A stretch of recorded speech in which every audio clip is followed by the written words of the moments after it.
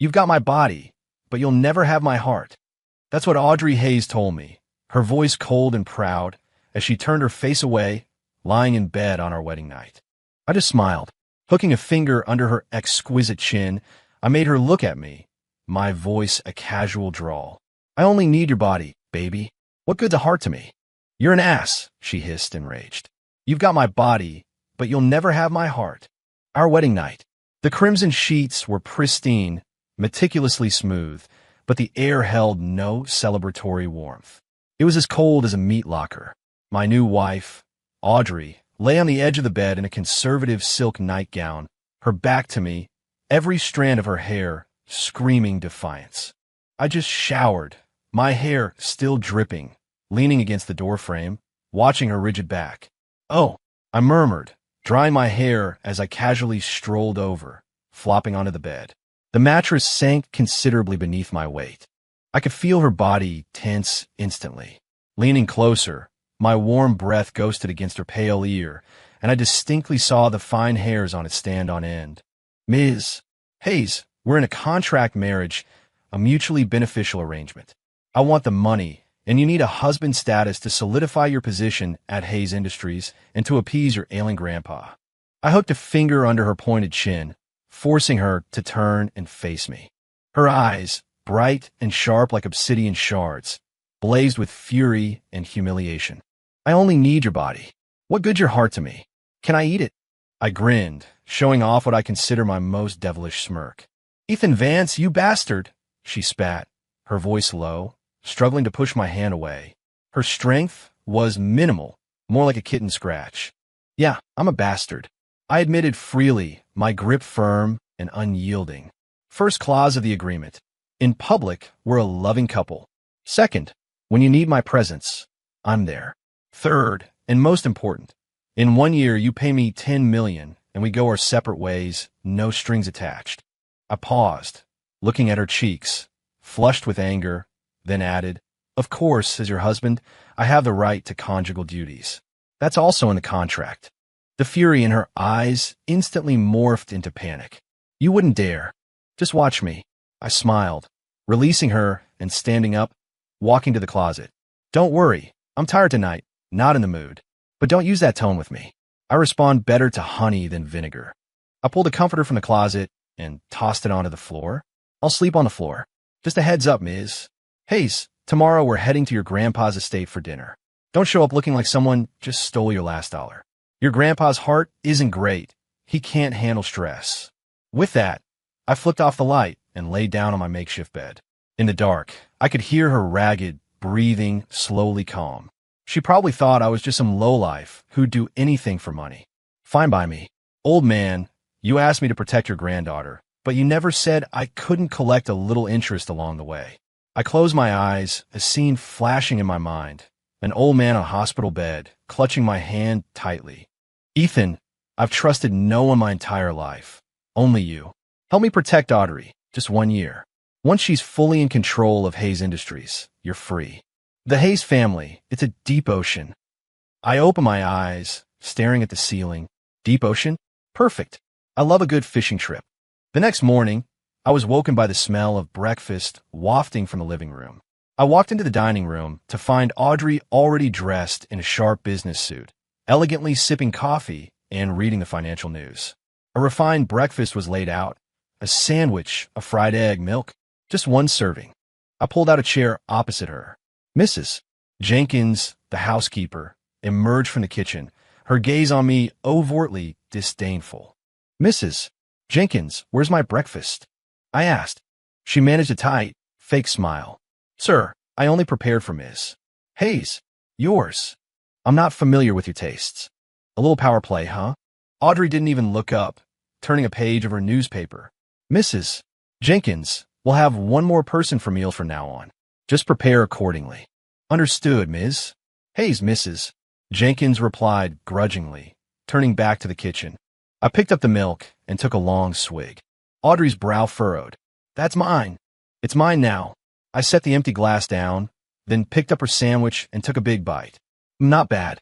You need to watch your figure anyway. Why eat so much? Ethan Vance.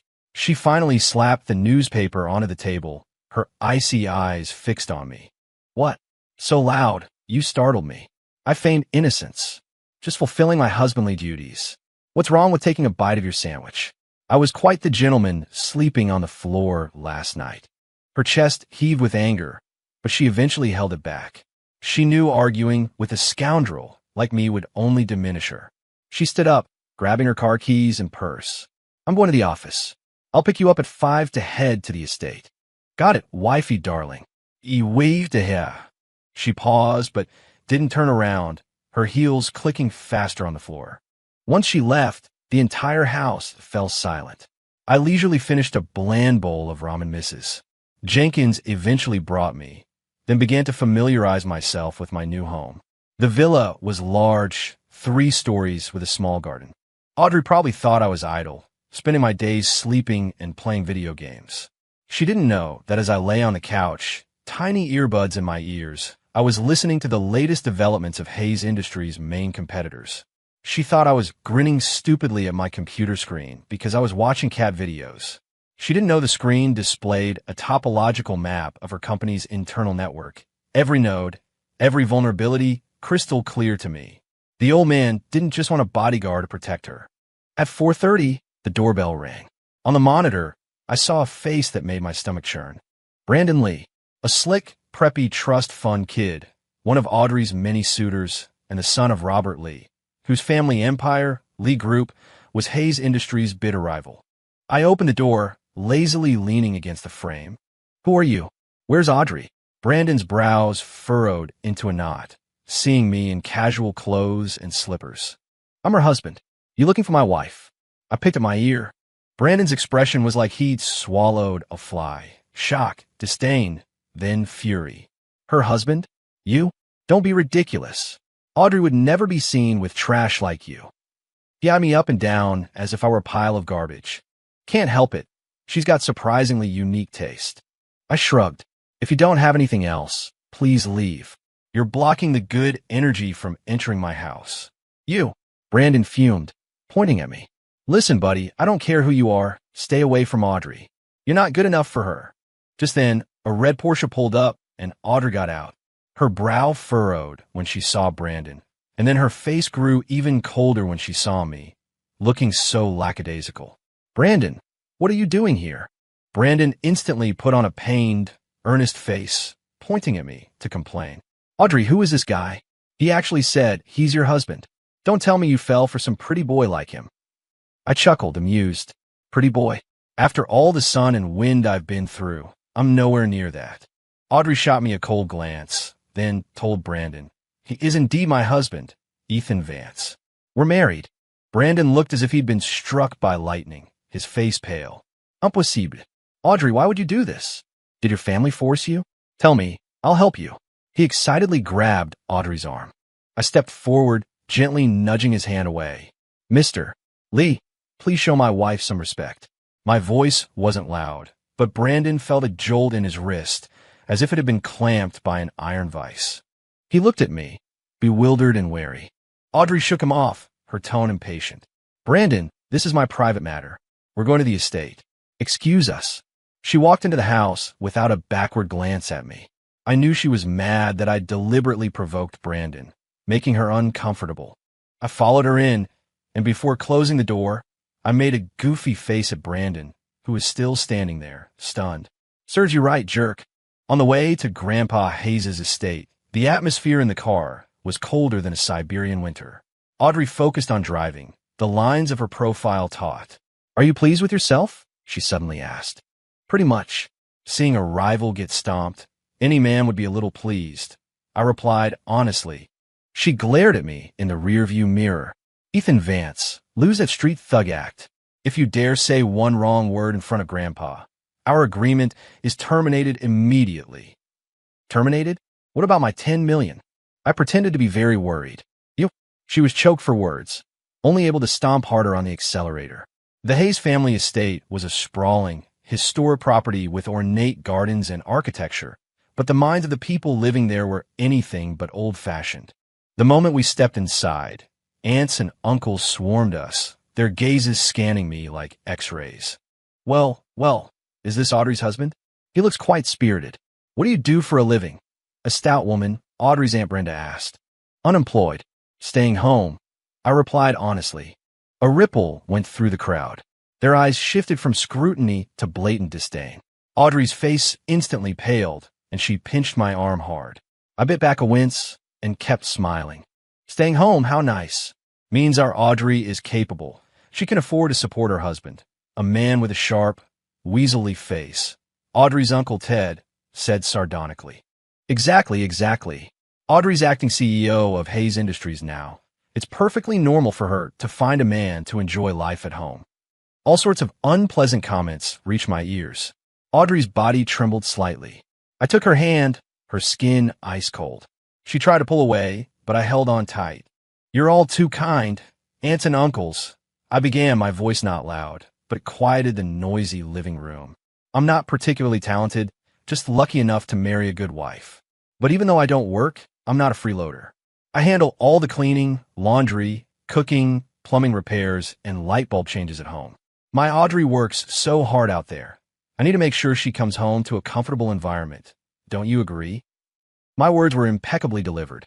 I admitted my lack of talent, yet painted myself as a thoughtful house husband and subtly boosted Audrey's image. The relatives were momentarily stumped for a retort, their expressions awkward. Audrey shot me a surprised glance, her struggles to pull her hand away ceasing. All right, everyone's here. Just waiting for you two. Come sit. A stern voice boomed as Grandpa Hayes emerged, leaning on his cane, assisted by a caretaker. Despite his illness, his eyes were still sharp. He looked at me, giving a slight nod. At the dinner table, the atmosphere was a minefield. Uncle Ted constantly brought up company business, subtly hinting at Audrey's supposed incompetence and the stagnation of several projects. Audrey, it's not like I haven't told you. The South Loop project, the Lees are eyeing that too. Your proposal, it's too conservative. Several board members have concerns. In my opinion, it would be better if...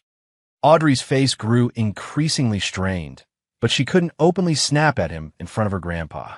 I picked up a pork rib and placed it in her bowl, interrupting Uncle Ted. Sweetheart, eat more.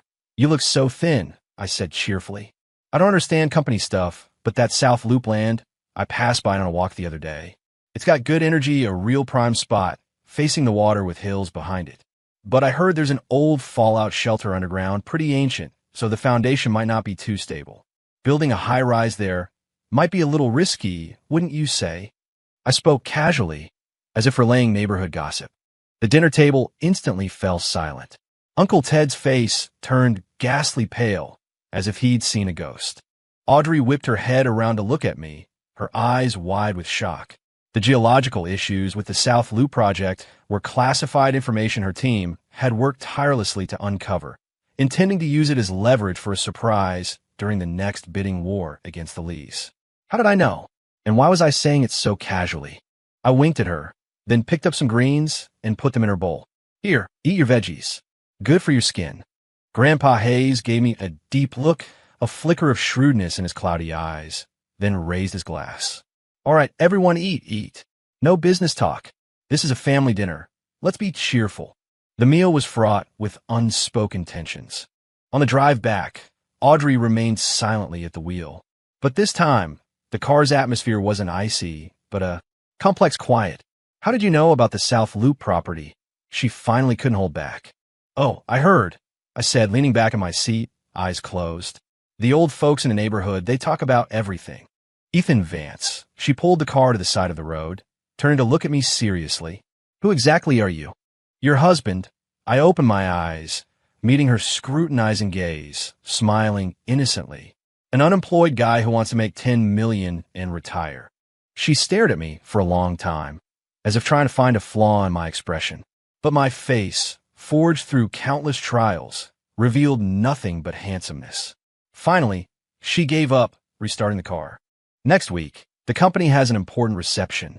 The partners are from overseas, very crucial. You'll come with me. Her tone was no longer a command, but a suggestion. Is there overtime pay? I asked. She didn't respond, but the car sped up a bit.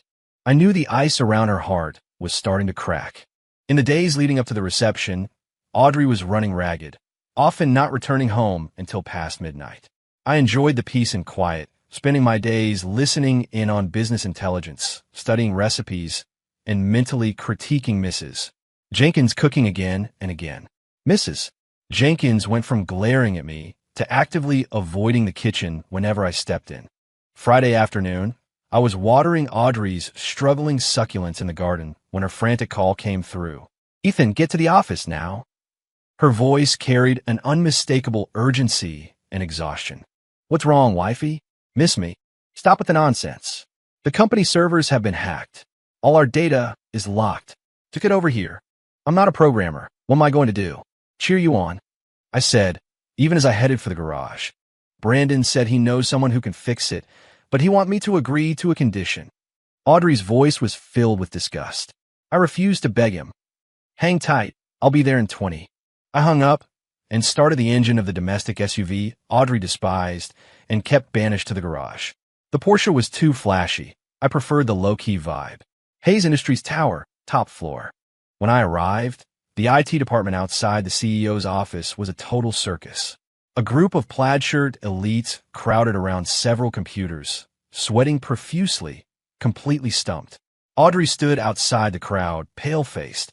She looked at me as if I were a savior, though she probably didn't even realize it herself. "What's the situation?" I asked, walking over. A middle-aged man who looked like the CTO sighed. "It's no good, Ms. Hayes. The attacker is a top-tier pro. The firewall was breached in an instant, and all files are encrypted with a new type of ransomware. We can't crack it. They're demanding $100 million, or they'll delete everything." I glanced at the arrogant red skull icon on the screen. Isn't that Shadow's usual trick? I kicked his ass all over the desert 3 years ago. Now he's picking on little girls? "Let me try," I said, squeezing into the crowd. The CTO looked at me unhappily. "Who are you? Don't make things worse. This isn't a game." Audrey hesitated, then spoke. "He's my husband." Everyone's eyes on me immediately turned strange. There was disdain, curiosity, contempt. They were probably all thinking, "Isn't this that freeloader? What does he know?" I ignored them, simply lifting a keyboard warrior out of his seat and sliding into the chair myself. "Hey, what do you think you're doing?" I said nothing, my hands hovering over the keyboard. In that instant, my entire demeanor changed. If just moments ago I was a lazy slacker, now I was a general about to enter battle. My fingers flew across the keyboard, a blur of motion. On the screen, countless lines of code cascaded like a waterfall, various windows constantly popping up and closing. The office was dead silent. Everyone was stunned by my speed. They couldn't understand what I was doing, only that it was dazzling and awe-inspiring. Audrey stood behind me, her eyes wide, her red lips slightly parted, her mind momentarily blank. The man she saw now was not the lazy scoundrel, but a focused, confident, fatally attractive stranger. Done. In less than 5 minutes, I hit the final enter key. The arrogant red skull on the screen flickered twice, turned into a crying clown emoji, then with a pop, vanished. All the locked files were restored to their original state.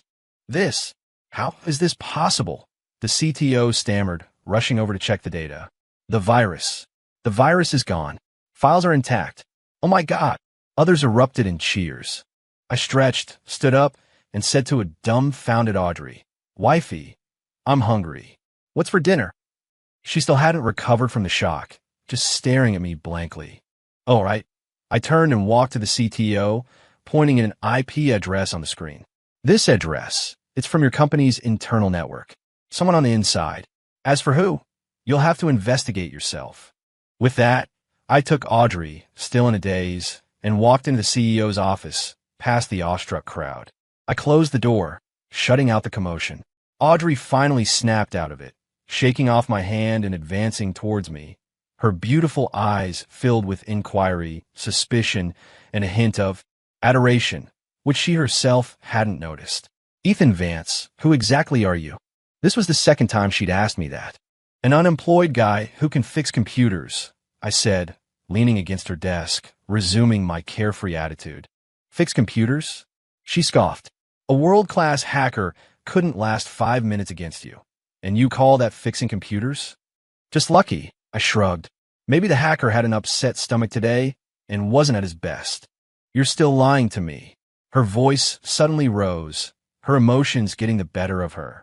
You understand feng shui, you're incredibly skilled in combat, and you're a top-tier computer expert. You're nothing like what you pretend to be. What's your real purpose in getting close to me? Watching her eyes well up with angry tears, I sighed inwardly. This woman, usually so sharp, why did she get so insecure when things got complicated? I stepped forward, reaching out to gently wipe away a tear at the corner of her eye. She stiffened but didn't pull away. My purpose? I gazed into her eyes, enunciating each word. It's simple. I'm after your money, and I'm after you. Her face flushed crimson, from her cheeks all the way to her earlobes. You pervert! She stepped back, biting her lip and scolding me. But her voice had lost its previous coldness, replaced by a touch of a young woman's petulance. I knew the ice was almost gone. After the hacker incident, I became a legend within Hayes Industries. While no one knew my true identity, the rumor of the CEO's mysterious husband is a hidden genius spread like wildfire. The IT guy's stares changed from disdain to admiration. Mrs. Jenkins started asking what I wanted for dinner. The biggest change came from Audrey. She no longer spoke to me with cold sarcasm. While still maintaining her Ice Queen facade, the icicles in her eyes had significantly dwindled. She would tacitly allow me to ride in her car to the office, and when I accidentally picked up her cup to drink, she'd only glare at me instead of throwing the cup away. The reception proceeded as planned. I put on the suit Audrey had picked out for me, and I had to admit, the woman had good taste. The suit fit perfectly, highlighting my broad shoulders, narrow waist, and long legs. Clothes really do make the man. The ancients weren't kidding. I preened, adjusting my tie in the mirror. Audrey stood behind me, looking at my reflection, her gaze a little unfocused. Let's go. She averted her eyes, walking out first, her earlobes slightly pink. The reception was held in the ballroom on the top floor of a five-star hotel. It was a dazzling scene of elegance and clinking glasses. The moment Audrey appeared, she became the center of attention. She wore a silver backless gown that evening, noble and distant, like a goddess bathed in moonlight, drawing countless admiring glances. As her escort, I naturally received my share of scrutinizing looks. Is that Ms. Hayes' husband? Doesn't look like much. I heard he's a freeloader. Wonder what Ms. Hayes is thinking. She'll keep it down. That company hack last week? He's the one who fixed it. Heard he's a real pro. I held Audrey's arm, ignoring the whispers, a polite smile on my face. Our partner, Global Capital, is very important to us this time. Their representative is Mr. Davies, a notorious old fox, very difficult to deal with. Audrey whispered in my ear. Don't worry, your husband's got this. I squeezed her hand. Her hand was soft, but a little cool. Soon we met Mr. Davies, a white man in his 50s, with a hooked nose and blue eyes, smiling like a cunning fox. Next to him stood someone neither of us wanted to see, Brandon Lee. Brandon's eyes practically shot flames when he saw us, especially when he saw me intimately holding Audrey's arm. Ms. Hayes, long time no see. You're as charming as ever. Mr. Davies said in fluent English, shaking Audrey's hand, his gaze briefly flicking to me. Mr. Davies, a pleasure, Audrey replied politely. And this gentleman, Mr. Davies looked at me. My husband, Ethan Vance, Audrey introduced. Oh, Mr. Vance then. Mr. Davies smiled but didn't shake my hand, turning instead to Brandon. Brandon, allow me to introduce Ms. Audrey Hayes, the CEO of Hayes Industries. Brandon immediately stepped forward, triumphantly telling Audrey, Audrey, I forgot to tell you, Lee Group is now Global Capital's exclusive strategic partner in the U.S. This South Loop project, our family intends to win it. He was clearly trying to provoke her. Audrey's face darkened. She hadn't expected the Lees to move so fast, getting a jump on them with Global Capital. Is that so? We'll see who's more capable, Audrey said. Thomas, Hayes is still so confident, Mr. Davies chuckled. However, business is like a battlefield. Sometimes, strength isn't just about company size. Connections and relationships are also very important. He spoke with an underlying meaning, his gaze flitting between Brandon and Audrey, clearly implying that the Lee family now had his backing, and if Audrey wanted to collaborate, she'd need to show some sincerity. Mr. Davies is absolutely right. I suddenly spoke, drawing everyone's attention. I picked up a glass of champagne and walked towards Mr. Davies, speaking in impeccable British English. Relationships are indeed crucial in business. But a relationship built on a shaky foundation, with a partner who lacks integrity, is more like a liability than an asset. Wouldn't you agree? Both Mr. Davies and Brandon were momentarily stunned. Mr. Davies hadn't expected this man, who looked like mere arm candy, to speak such flawless English, and with such a biting edge. Brandon, for his part, hadn't understood a word. Audrey also looked at me in surprise. She knew I spoke English, but not this well. Mr. Davies's expression shifted, losing his foxy smile. Mr. Vance, you seem to have a strong opinion. Not an opinion, just a friendly reminder. I swirl my champagne glass, continuing in English. I heard Lee Corporation has some accounting irregularities recently. For a company like Global Capital, reputation is everything. Partnering with a ticking time bomb might not be the wisest move. The Lee Group's financial fraud was something I'd overheard a couple of days ago, not yet public. My words were like planting a seed of doubt in Mr. Davies's mind. Mr. Davies's blue eyes narrowed. He stared intently at me, as if trying to see through me. Brandon, though he didn't understand, sensed the shift in atmosphere and hastily asked, Mr. Davies, what did he say? Mr. Davies ignored him, raising his glass to me. Mr.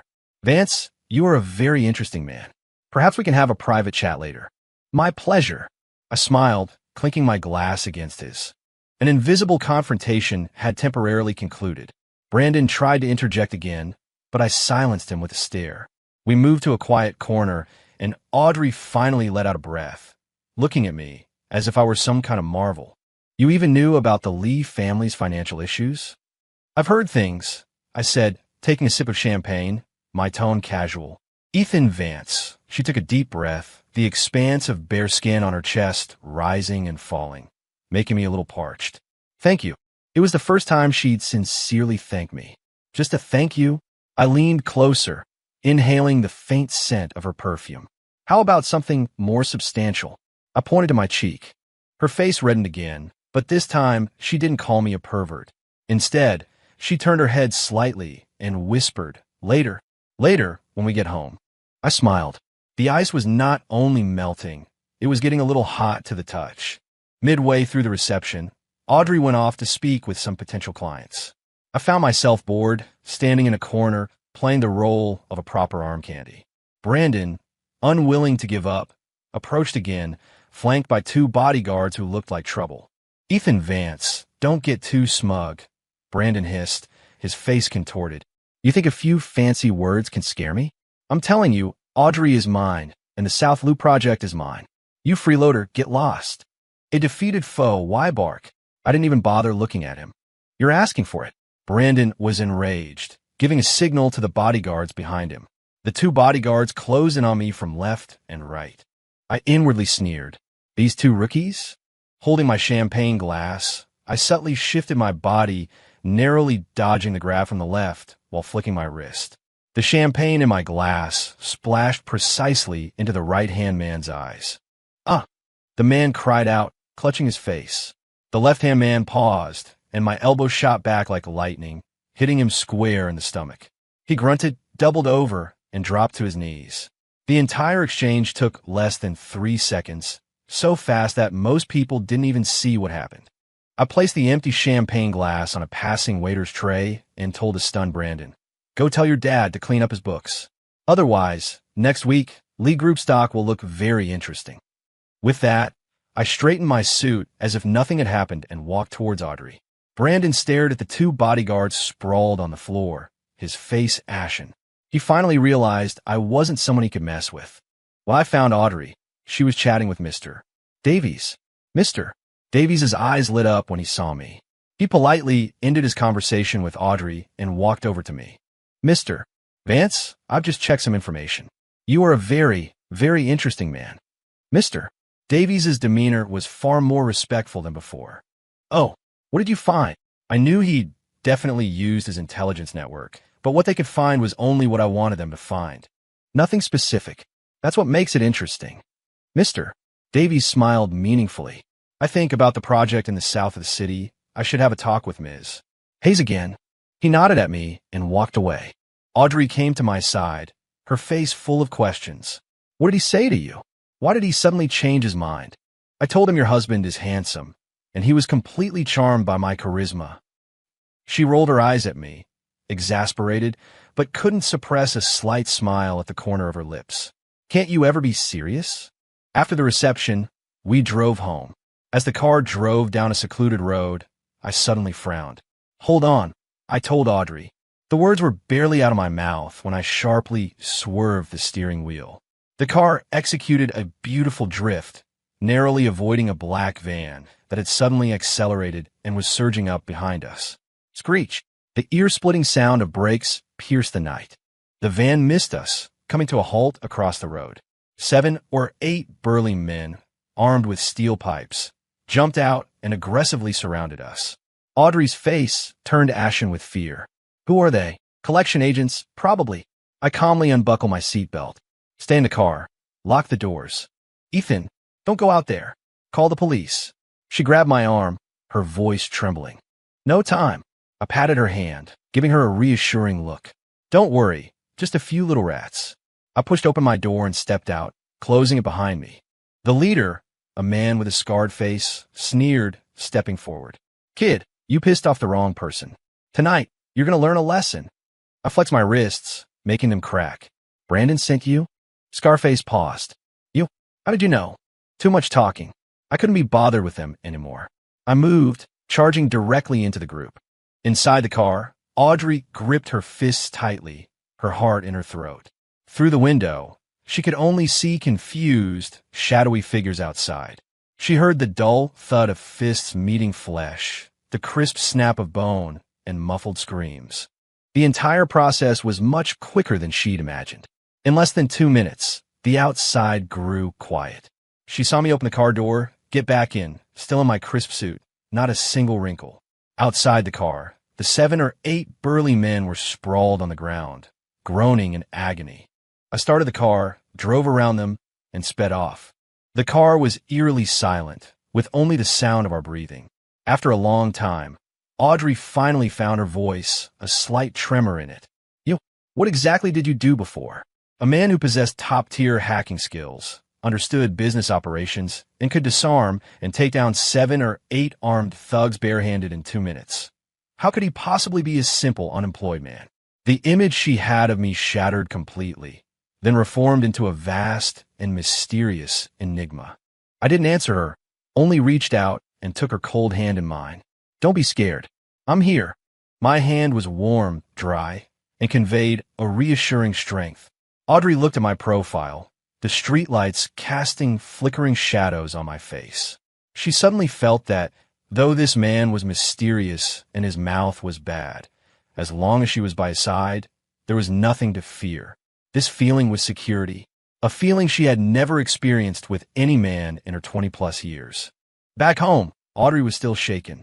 She sat on the sofa, clutching a cushion, her eyes a little vacant. I took off my suit jacket, tossed it aside, and rolled up my sleeves.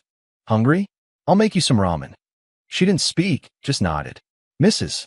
Jenkins was already asleep. The vast kitchen was empty save for me. I opened the fridge. The ingredients were all there. I took out 2 eggs, some greens, and a choice cut of beef. Chopping vegetables, kneading dough, boiling water. Soon, the rhythmic sounds of chopping and boiling water filled the kitchen. In the living room, Audrey listened to these comforting, everyday sounds, her taut nerves slowly relaxing. She'd never realized how good a man's busy back could look in a kitchen. Soon, a steaming bowl of rich beef ramen was placed before her. The noodles were springy, the broth savory and deep, topped with a golden poached egg, a few vibrant green vegetables, and thinly sliced beef. The aroma was intoxicating, making the mouth water. Eat, I said, handing her chopsticks. She took them and began to eat silently. She ate slowly, quietly. I could see moisture gathering in her eyes, but she kept her head down, not letting the tears fall. I said nothing, just sat beside her, quietly keeping her company. When she finished the bowl, she put it down and looked up at me. Ethan Vance, in my study safe, there's a backup plan for the South Loop project. It's much more aggressive than the one I showed Mr. Davies, but the risks are also huge. I haven't dared to use it. Her suddenly telling me this surprised me. This was top-tier business confidential. And then I asked. I was wondering if you could help me take a look. She said a little awkwardly, clearly unaccustomed to asking for help. Sure, I nodded. But looking at the plan comes with a fee. She paused, then understood my meaning, a blush rising on her cheeks. What do you want now? I stood up, walked to her, bent down, and whispered in her ear, it's simple. No more sleeping in separate rooms. Her body stiffened, her breathing stopped. You wish. She pushed me away, stood up, and scurried upstairs like a startled deer. I watched her fleeing back and laughed aloud. This woman, she's clearly falling for me, but still putting on a tough front. The next day was Saturday, and I indulged in a rare sleep-in. When I woke, Audrey was already gone. A breakfast and a note were left on the dining table. The handwriting, like her, was elegant and precise. I'm at the office. The safe combination is my birthday. I smiled, tucking the note away. After breakfast, I went into her study. The study was large, with one wall a floor-to-ceiling window, the other a massive bookshelf filled with books ranging from economics to philosophy and history, a wide array of interests. I found the safe and entered her birthday. I made a mental note of the numbers. Inside the safe, a single document lay quietly. I took it out, sat in her desk chair, and began to read it carefully. Her backup plan was indeed bold. The core idea was to abandon traditional real estate development and instead utilize the underground fallout shelter in the South Loop to create Asia's largest underground commercial complex and disaster shelter. The concept was incredibly forward-thinking. If successful, it would have immense commercial value and profound social significance. But as she said, the risks were extremely high. Technical difficulty, capital investment, government approval. Every step was a colossal challenge. I looked at the plan, my fingers tapping rhythmically on the table. In my mind, a larger, crazier plan was slowly taking shape. This plan would not only ensure Audrey's proposal was perfectly executed, but also uproot the Leaf family entirely. I pulled out my phone and dialed an encrypted number. Hello, it's me. Boss. You finally remembered me. You've been gone for almost half a year. We thought you eloped with some pretty girl. A boisterous voice came from the other end. Cut the crap, Jax. Help me look up a few things. I relayed the information I needed. No problem, boss. You got it. Within 3 days, I'll have their entire family tree dug up for you, guaranteed. I hung up, leaning back in the chair, looking at the sky outside the window. Audrey, you just keep charging forward. I'll handle all the storms behind you. On Monday, Audrey returned to the office and immediately convened her core team, presenting the backup plan. In the conference room, everyone was shocked by the audacious proposal. Ms. Hayes, this is too risky. Just the technical challenges of renovating the fallout shelter are beyond us. Exactly, and the funding gap is enormous. Our company's cash flow can't sustain it. The government won't approve it either. It doesn't fit urban planning. Objections rose one after another. Audrey sat at the head of the table, her face calm, but her tightly clenched fists betrayed her tension. Just then, the conference room door was pushed open. I walked in leisurely, carrying a cup of coffee. Wifey, in a meeting? I brought you some coffee to perk you up. I placed the coffee in front of Audrey. Everyone looked at me as if I were insane. Audrey was exasperated and helpless. What are you doing here? Get out. Don't be so quick to dismiss me. I ignored her, walking to the projector screen and picking up the remote pointer, drawing a few circles on the massive conceptual design for the underground commercial complex. Technical issues? I've got people for that. Switzerland's TerraCore Solutions engineering team specializes in these kinds of challenges. I have some connections with their boss. Funding issues? I'll get global capital to invest. That old fox, Mr.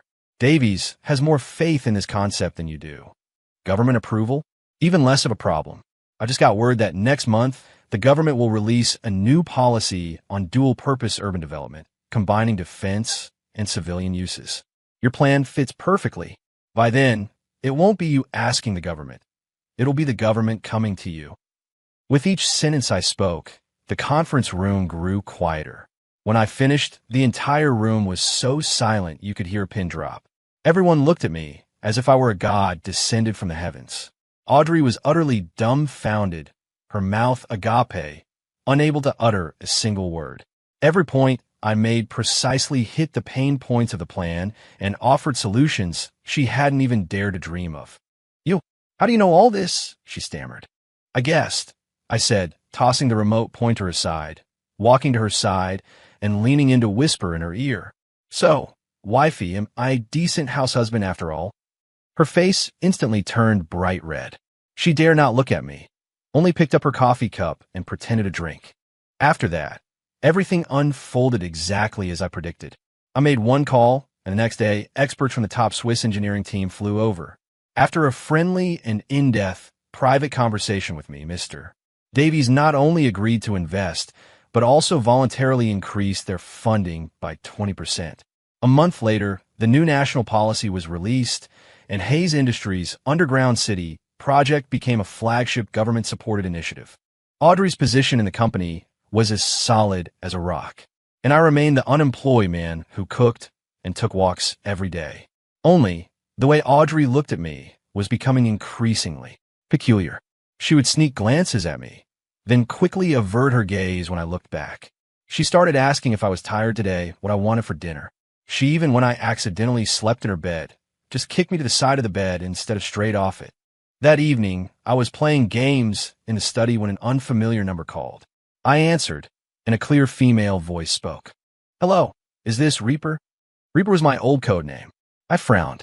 Wrong number. Don't pretend, boss. It's Skylar. I found your address. I'm coming to visit tomorrow. I'm busy. I hung up directly. This Skylar, she used to be our team's comms and intel specialist, a quirky chatterbox. I hadn't expected her to call the landline after I hung up. At that moment, Audrey happened to be coming downstairs for a glass of water. She picked up the phone. I watched her face change from confusion to surprise, then to utter coldness. She said nothing, just silently replaced the receiver, then looked at me, her gaze colder than when we first got married. After that, she turned and went upstairs, slamming her bedroom door shut. I stood there, stunned. Crap, this is a huge misunderstanding. Skylar, that big mouth, must have said something she shouldn't have on the phone. Like, boss, are you keeping a mistress? Or boss, don't forget your brothers and sisters out here. Stuff like that. I walked to her door and knocked. Audrey, let me explain.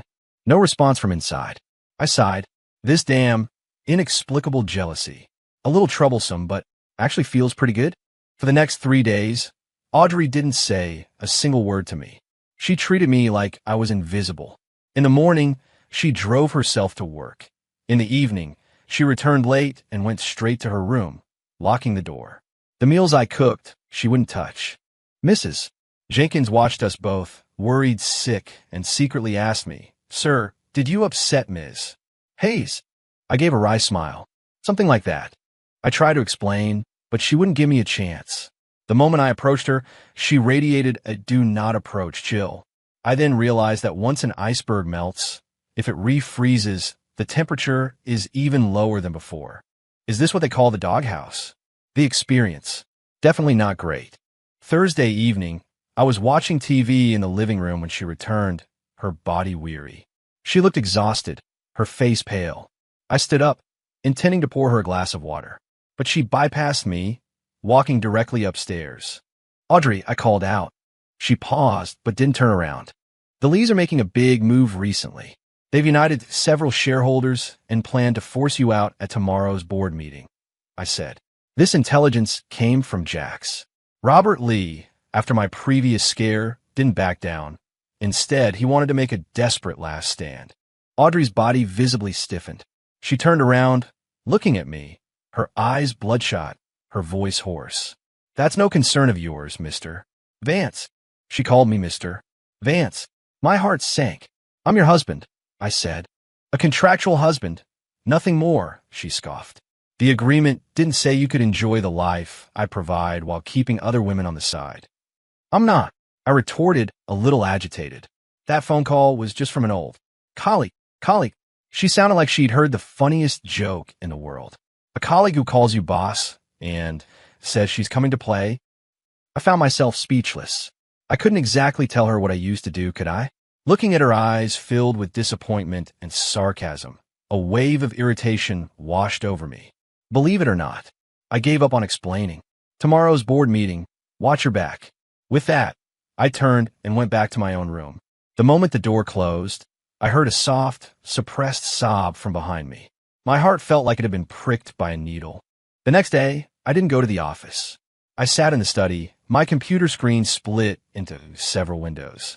One was a live feed of Hays Industries' board meeting. Another was the Lee Group's internal network. And a third displayed the real-time stock market chart for the New York Stock Exchange. At the board meeting, several shareholders, led by Robert Lee, Brandon's father, indeed launched their attack. They cited the underground city project's massive upfront investment and unpredictable risks, accusing Audrey of misjudgment and demanding her removal as CEO. Audrey sat there alone, isolated and unsupported. She argued passionately, but the old foxes weren't listening. They had already conspired. With the vote about to begin, Audrey's face grew paler and paler. I picked up my phone and called Mr. Davies. Mr. Davies, it's showtime. Almost simultaneously, the doors to the boardroom swung open. Mr. Davies entered, a confident smile on his face, accompanied by his legal team. Ladies and gentlemen, my apologies for the interruption. Mr. Davies said in fluent English. On behalf of Global Capital, I officially announce that we will provide an additional $500 million in strategic investment to Hays Industries, specifically for the Underground City project. Furthermore, we will unconditionally support Ms. Audrey Hays as the sole project lead. At his words, the entire room erupted. Robert Lee's face instantly turned beet red. He had never imagined Mr. Davies would step in at this crucial moment, delivering a fatal blow. But it wasn't over yet. On another window of my computer, the Lee Group stock suddenly began to plummet. Countless sell orders flooded the market like a tide. Simultaneously, a bombshell news story broke on major financial websites. Lee Group under investigation for suspected massive financial fraud by the SEC. The evidence was what I had Jax dig up. Robert Lee's phone rang frantically. He answered, listened for a few moments, then slumped in his chair as if his bones had been removed. It's over. Everything's over, he mumbled. In the boardroom, the situation reversed instantly. The once aggressive shareholders now cowered like quail, afraid to speak. Audrey watched this dramatic turn of events, utterly bewildered. Subconsciously, she glanced towards the surveillance camera. Though she couldn't see anything, she knew that all of this must have been his doing.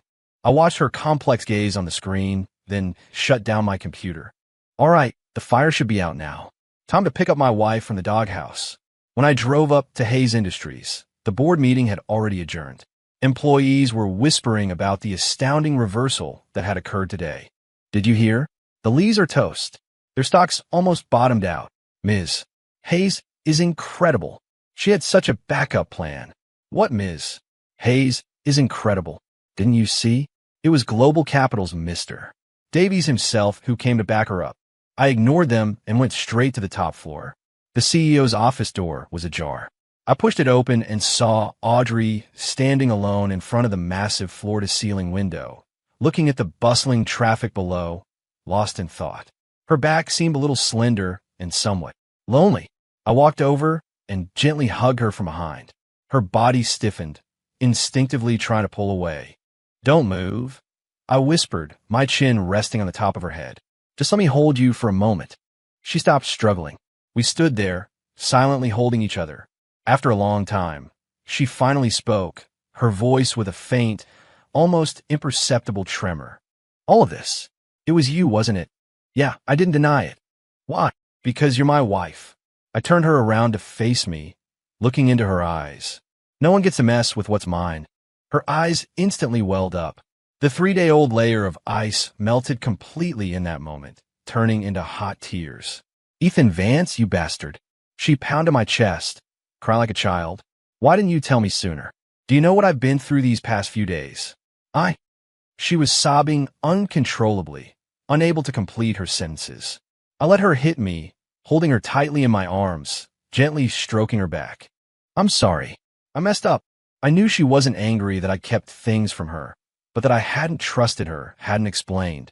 She cried for a while, then slowly calmed down. She lifted her head, her swollen red eyes fixed on me.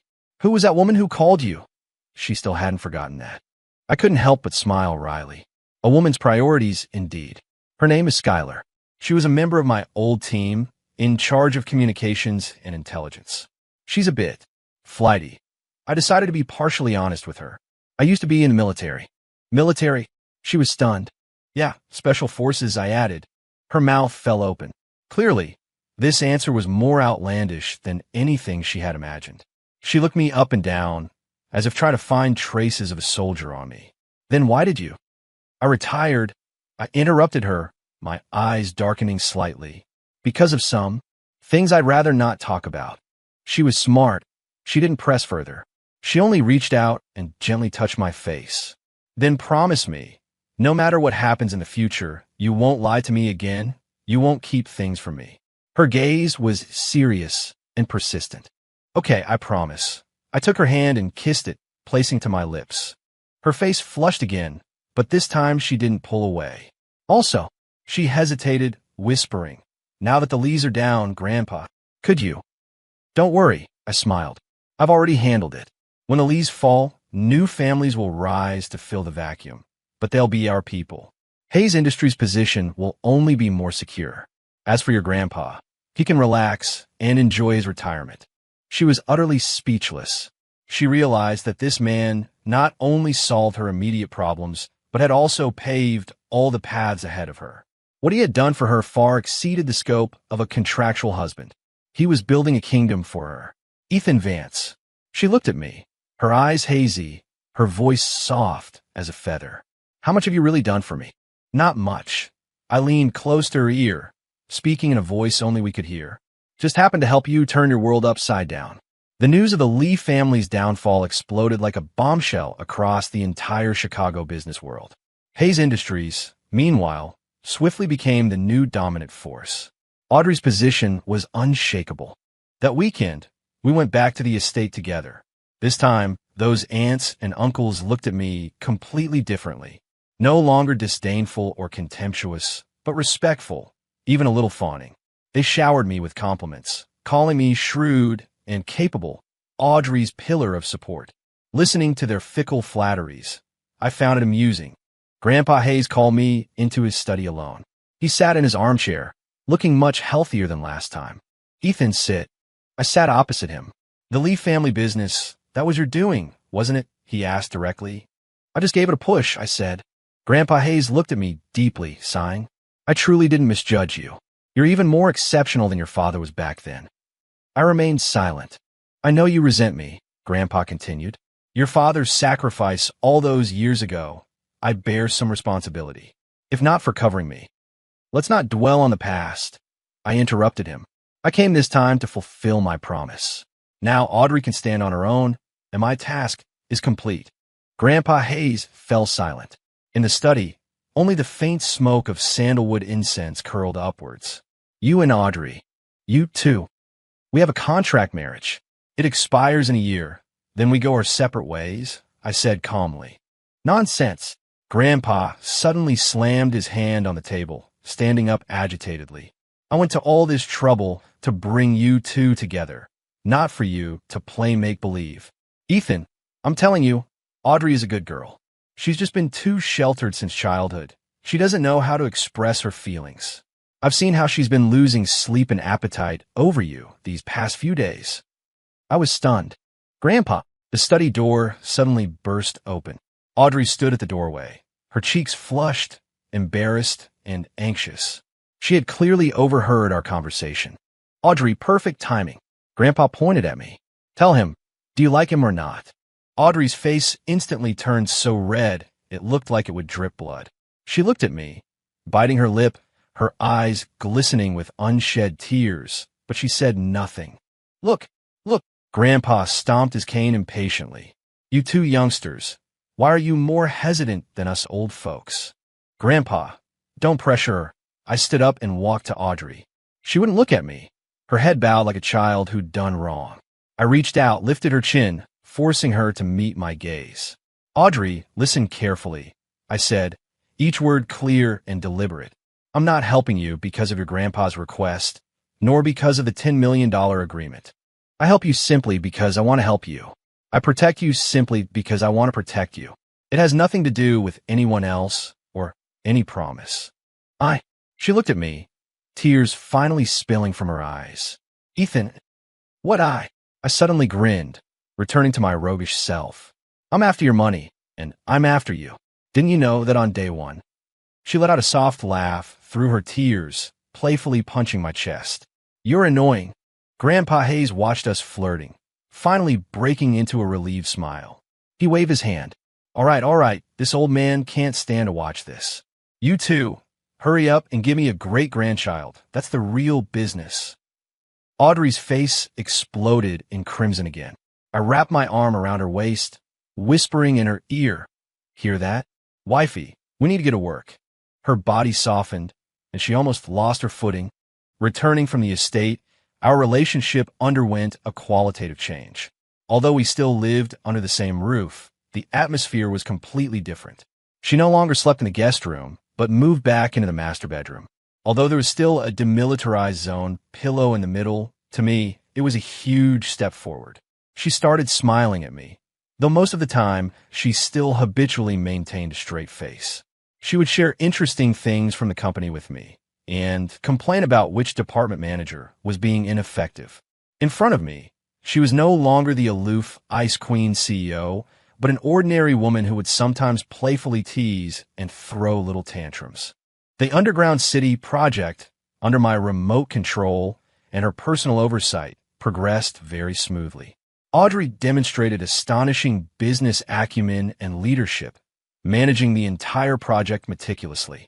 She grew more confident, more charming, becoming a true queen in the business world. And I remained the freeloader behind her. I reveled in it. Every day, I'd cook for her, wait for her to come home, listen to her talk about her day, and then hold her as we slept. This simple, warm life was the life I had dreamed of in a hail of bullets. The one-year term was fast approaching. That evening, after showering, she sat on the bed with her knees hugged to her chest, wearing the bear-themed pajamas I had bought her. Ethan, she suddenly called me. I was lying in bed reading. Our agreement. It expires tomorrow. Her voice was very soft. I put down my book and looked at her. So, the $10 million. I've prepared it. She took a check from a nightstand and handed it to me. I didn't take it. What do you mean? I looked at her. Try to discard me once I've served my purpose? I don't mean that, she protested, flustered. I just want to abide by the agreement. Agreement rescinded. I took the check and, in front of her, tore it in half. She was stunned. I leaned over, pinning her beneath me, taking her chin in my hand, and said menacingly, Audrey Hayes, listen to me. From the day you moved into my heart, you're not moving out. You think you can get rid of me with $10 million? No way in hell. I'm stuck with you for life. She looked at me, her eyes sparkling brightly. Then she reached out her arms and wrapped them around my neck. Okay, her voice held a trembling laugh. Then be stuck for life? She kissed me first. The moonlight outside the window streamed gently into the room. I knew that from tonight on, that extra pillow in the middle of the bed could be tossed away. My queen finally belonged entirely to me, and I would be her only knight for life.